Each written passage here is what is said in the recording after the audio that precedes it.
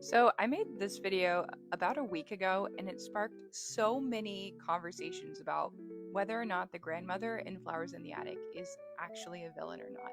And I told you guys that I would make a full-length video on this, so here's what I have to say about it and let's just get into it. So, first things first, if you've been following me for a while or you're new here, I'm a huge fan of VC Andrews. She's actually one of my top favorite authors, especially as a writer myself.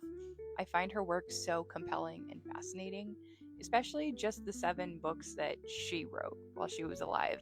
I feel like everything else was really, I feel like it became a brand and her stories were just manufactured to create a certain amount of like shock value. But that being said, was the grandmother really a villain?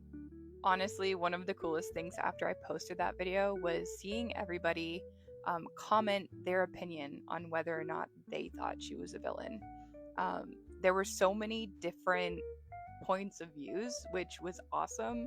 I enjoyed like commenting on all your guys' posts and just like discussing these Andrews characters, which was honestly the reason why I made the post. And when I created it, I initially was just thinking of Corinne as being the villain because to me, she's a wolf in sheep's clothing. Honestly, there can be more than one villain in the plotline, and I totally believe that. But I also see Corinne as being the main villain because when you think about the storyline, she was initially the one who wrote to her parents, who plotted to take them to Foxworth Hall, who kept locking the door over and over again. She was the one who lied to them and ultimately was the one who gave them the donuts.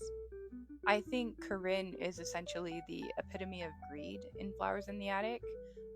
And in a weird, twisted way, she actually mirrors Malcolm Foxworth, her father, which actually makes the entire story even more compelling when you think about her character and the thing that actually drives her to make the choices she did.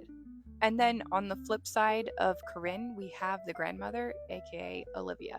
And like in my opinion, if I'm ranking the villains, because obviously I know that there can be more than one, I'm ranking Corinne first. The grandmother takes a close second, and third comes Malcolm Foxworth because to me, he doesn't even play that big of a part in the storyline.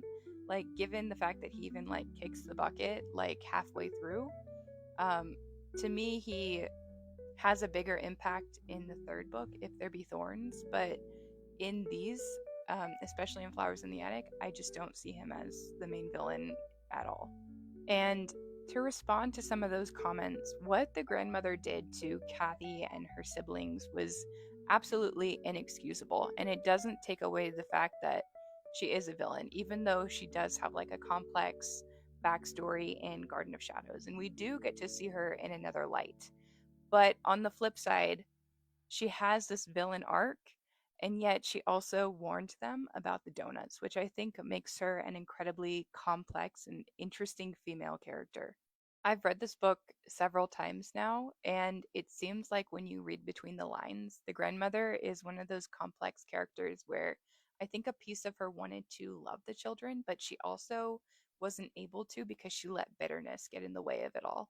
So that's just my take on it. If you haven't already, I highly recommend watching Flowers in the Attic: The Origin. It's a really well done series that starts off at the beginning of the grandmother's life and basically before her marriage to Malcolm. And it just kind of tracks her entire storyline. And we get to see how she becomes such an infamous character and her entire villain arc leading up to that. And it also does a really good job of juxtaposing Corinne's character with Malcolm's. So it's cool to see that play out on screen. And more than that, it was so cool to create a post that had everybody talking about VC Andrews characters. Like that was pretty much my goal for making it. So let me know which character you would want me to dive into next. Follow along for more content and yeah, comment your thoughts. Stay tuned and thanks for watching. Bye.